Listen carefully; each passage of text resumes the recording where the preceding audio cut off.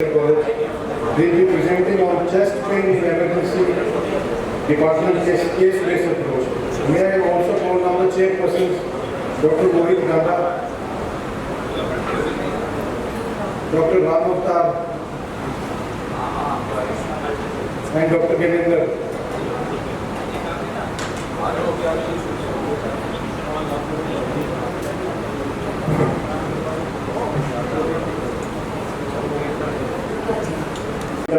Which we commonly encounter in emergency department, and it's important for our fellows to recognize which patients we should focus on and which patient we should discharge on. So my focus of this presentation is basically on the diagnosis, taking a diagnosis in emergency department itself, and if you don't find any reason which is emergent condition require your urgent attention, you can send the patient home. So as a resident, our primary focus, as I remember my days also, is to decongest the emergency. So this presentation will surely help you to decongest the emergency and shift your focus to your patients which need you the most.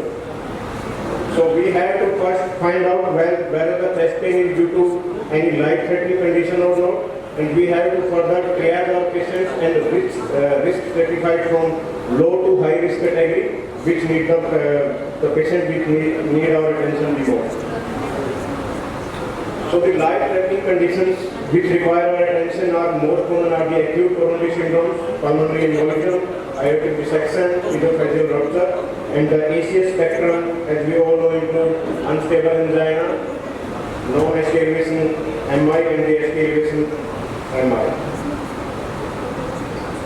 Non-coronary causes also include valvular disease, gastrointestinal pathology, pneumonia, pneumothorax, and costochondritis is very common. Psychological causes are important. Herpes zoster, as I remember a case, I sent the patient for ECG. Patient came with chest pain since 2-3 days.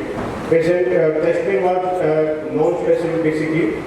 I sent the patient to get an ECG done, then as residents usually don't have time to take that much detailed history and do the physical examination in the emergency department.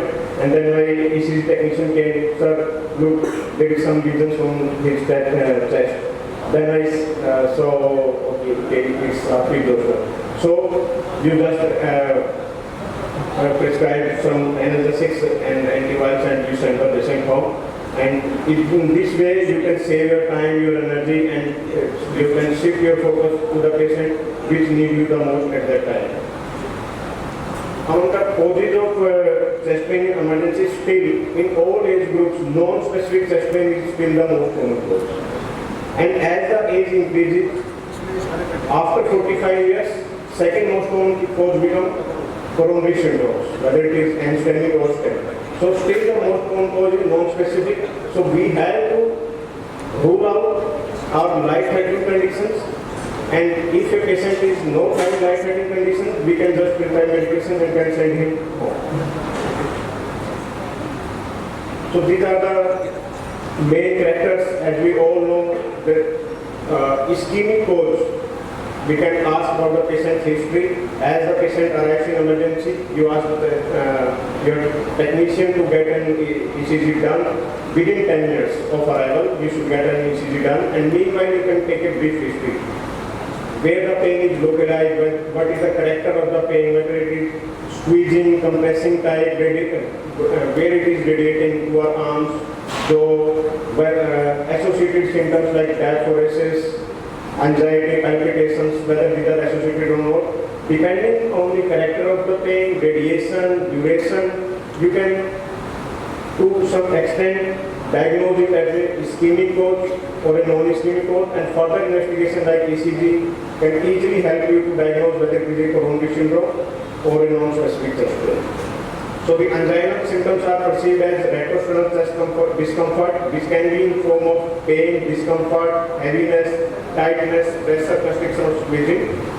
Sharp chest pain that increases on inspiration or lying down and that is relieved on sitting position is usually non-ischemic and is suggestive of pericarditis.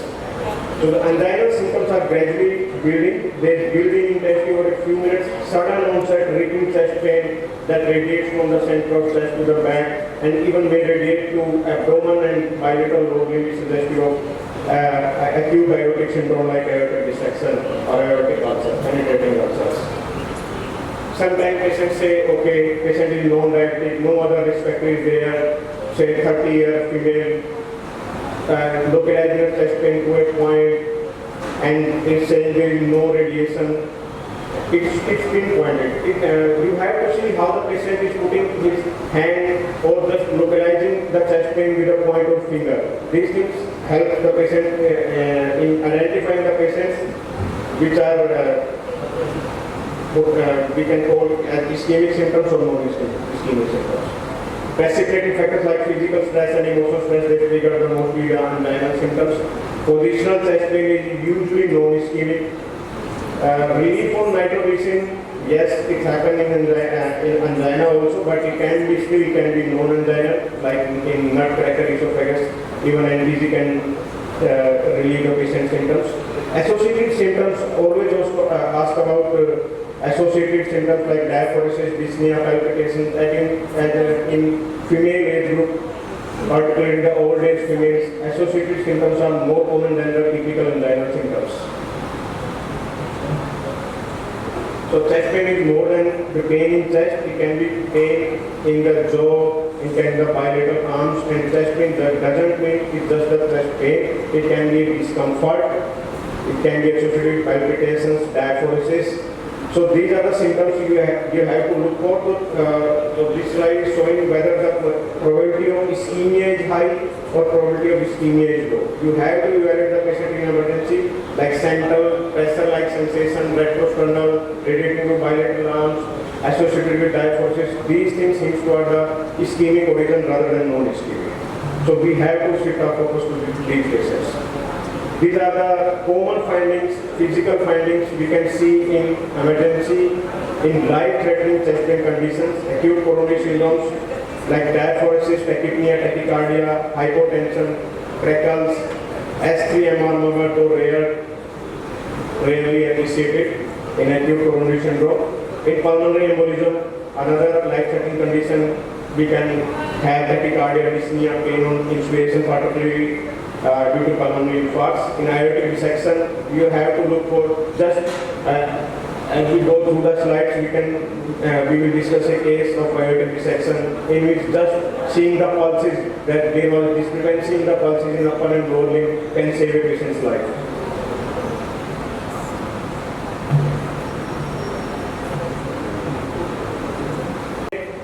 Unnecessary testing in emergency department. We have to focus on the patient which need us the most. We have to decide whether patient requires further testing or not.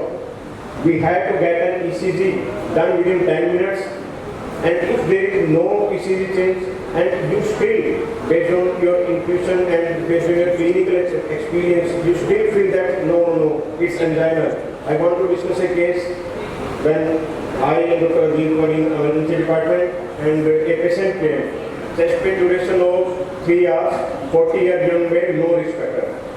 Okay, we got an ECG was lower. One ECG begets another ECG once you suspect ischemia. We got another ECG after 30 minutes, no ECG change. I got 6 ECG in about 3.5 hours, but still there was no change.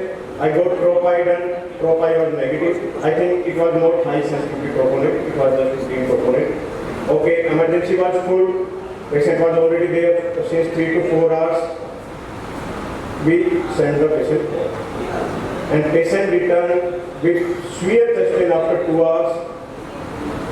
While ECG was being done, patient had arrest, CPR was done, defibrillated, it was BF, and then ECG was done, you are suggestive of acute inferior volume. This is the importance of your clinical suspicion.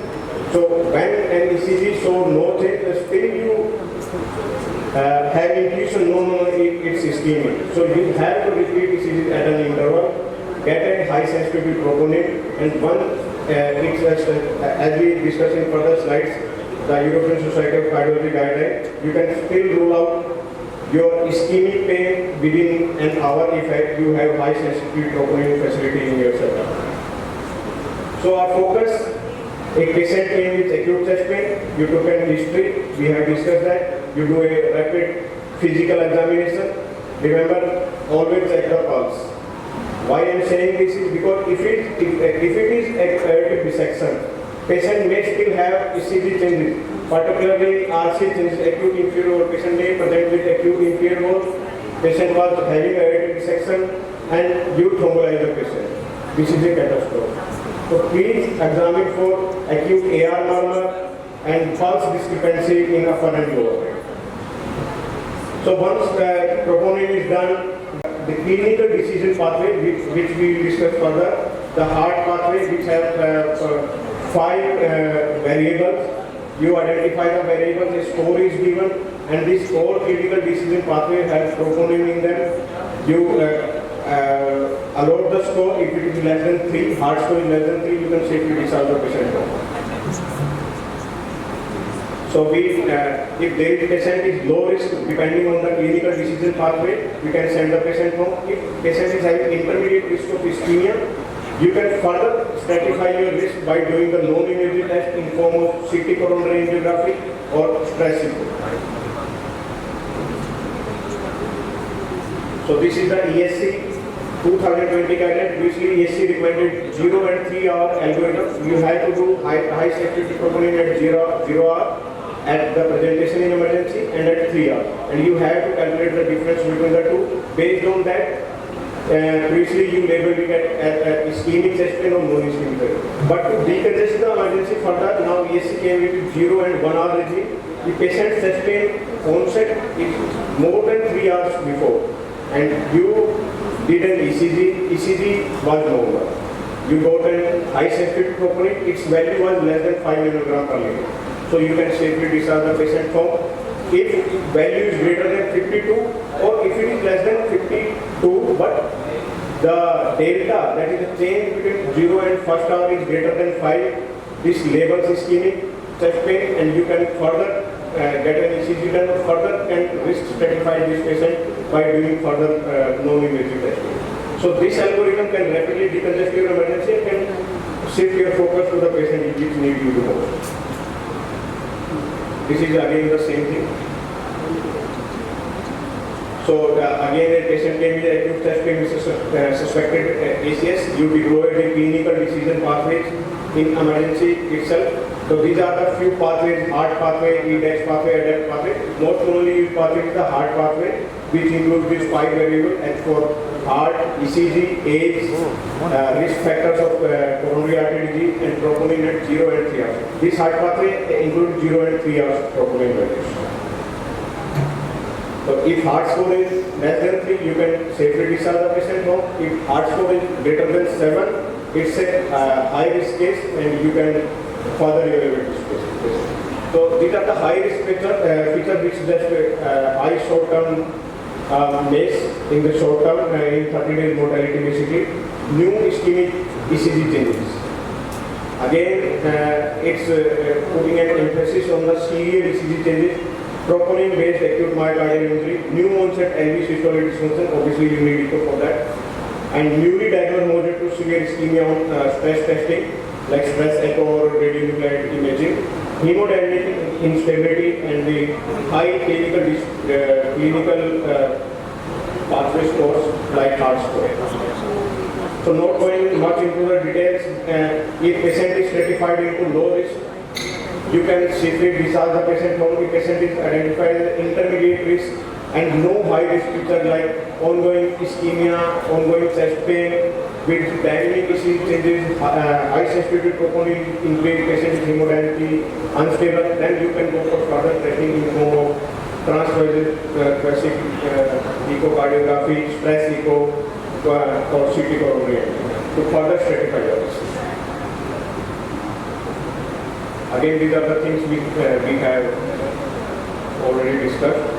So I would like to go straight away on the cases. And these cases, though they are hypothetical, but they are inspired by the real life scenario which I have faced during my residency. And even now,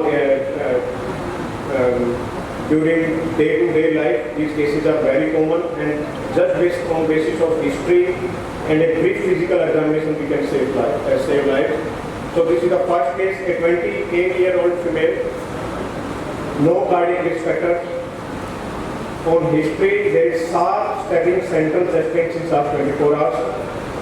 And on further investigation, on further asking the patient, she is saying pain is relieved on sitting position and it increases on lying down position. She had a history of fever with URTI 1 week back. So, what we are thinking at this point, on basis of clinical history, what are the differential diagnosis, whether it is ischemic pain or non-ischemic pain? What do you think it is? It's a clearly non-ischemic chest pain because it is sharp, stabbing, though it is localized to recording. So again, it was chest pain, you have to order an ECG. So the ECG was done within 10 minutes.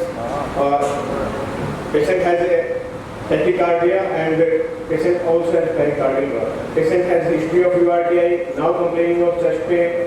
Rest of parameters are known, just is having tachycardia and high frequency scratching sounds. Pericardial rub is there. We have to differentiate pericardial rub obviously from the pleural rub. Pericardial rub has three components. It is high frequency, one systolic and two diastolic sounds are there. So other physical examination, there is nothing remarkable. So clinical diagnosis, obviously non-ischemic chest pain was our clinical diagnosis, and this is the ECG findings. Anyone can interpret this? Yes, obviously it's pericarditis. So what are the findings basically? There is sinus tachycardia. There is diffuse ST elevation. It is not localized to a single coronary artery territory, and it's highly unlikely that all territories are involved in ischemic chest pain, and there is reciprocal ST depression due to PR segment elevation in lead area. Any other finding? One sign that is not very specific is called sporadic sign. You can see the TP segment between the T and P wave. That TP segment is sloping down. This is called as a sporadic sign. So there is diffuse ST elevation, not limited to any coronary artery territory. There is reciprocal depression in lead area. We have to differentiate this condition from obviously benign early reproduction. For that we have to calculate this ST elevation height divided by T wave height. If it is less than 25%, it favors benign early reproduction, which is common in young females. If it is more than 25%, it favors pericarditis. So it was a clear-cut case of pericarditis. You can discharge this patient from analysis.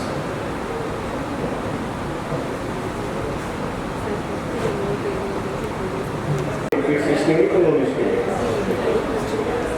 Okay, there is doubt of ischemia.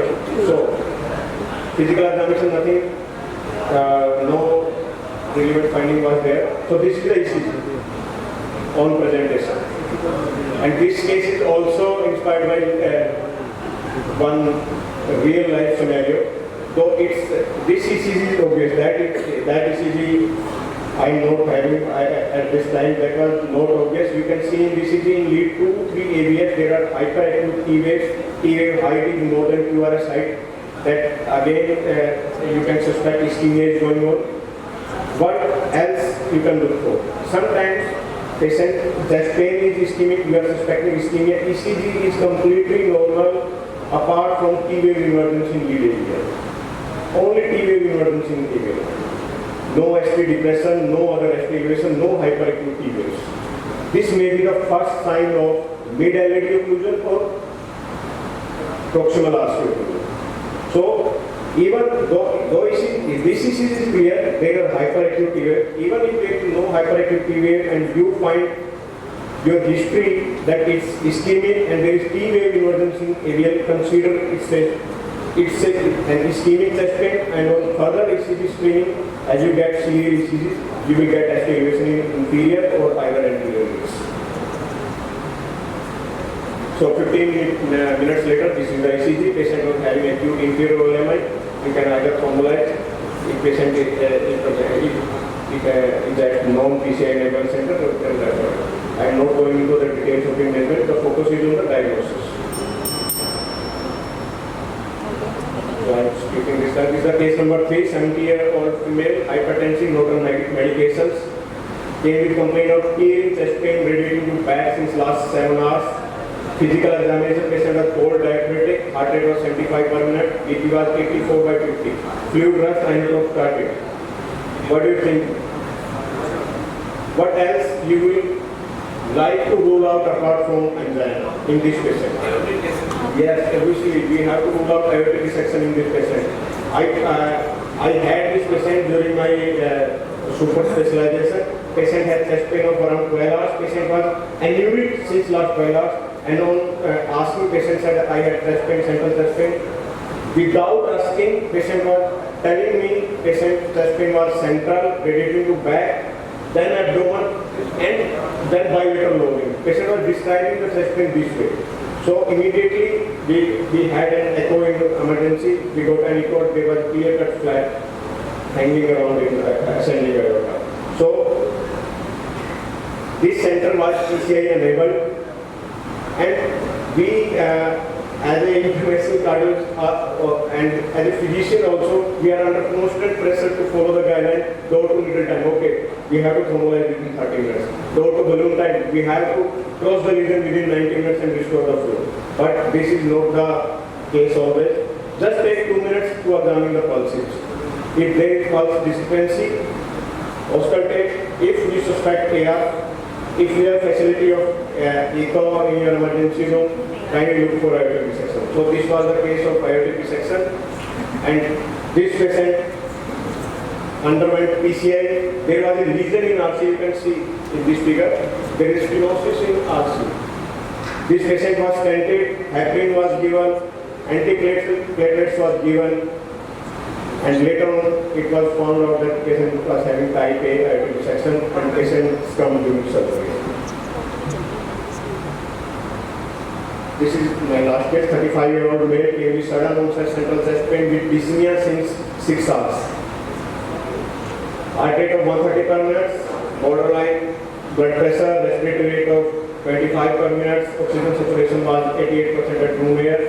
Patient had 6 months back had bilateral painful leg swelling with hemoptysis 6 months back. Patient was admitted at some other center and was treated as LRT. This is a real life scenario only few days back. At our presentation, patient was dyspneic and obviously he was desaturated. This was the ECG. What do you think?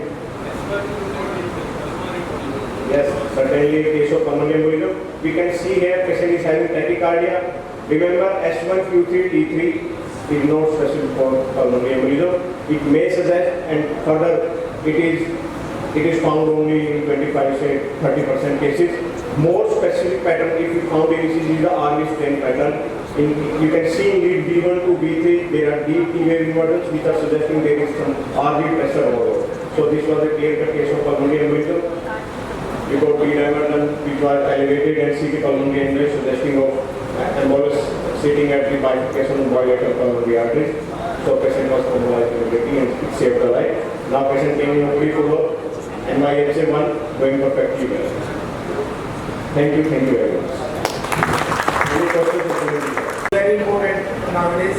Always feel the pulse and both sides of pulse should be calibrated and BP, vital, saturation, they are playing equivalent role and regular ECG. If you are suspecting any ischemia, don't send patient to the home, admit the patient and do for repeated ECG. Thank you. Very well said. And as the saying goes, dissection, because if you thrombolize the patient or do PCI in aortic dissection, it's very hard to save the patient. Thank you very much. Any questions from the audience? After assumptions, post lunch, we all must be dosing here and there. This lecture came as a splash of cold water. This is one of the amazing lectures Dr. Sudhir Moore. I myself would have listened in a long time. Clinically, he correlated the timeline after chest pain, how next 1 hour is important, how it is ischemic, non-ischemic, low risk, high risk. Congratulations, Dr. Sudhir. May I now invite Dr. Sandeep Suri to felicitate our speakers as well as the chairperson. Dr. Sandeep is a senior consultant physician and a dietitian.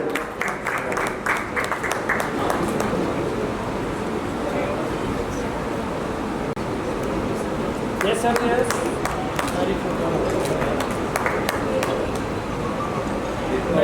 Next. Thank you, sir. Thank you so much.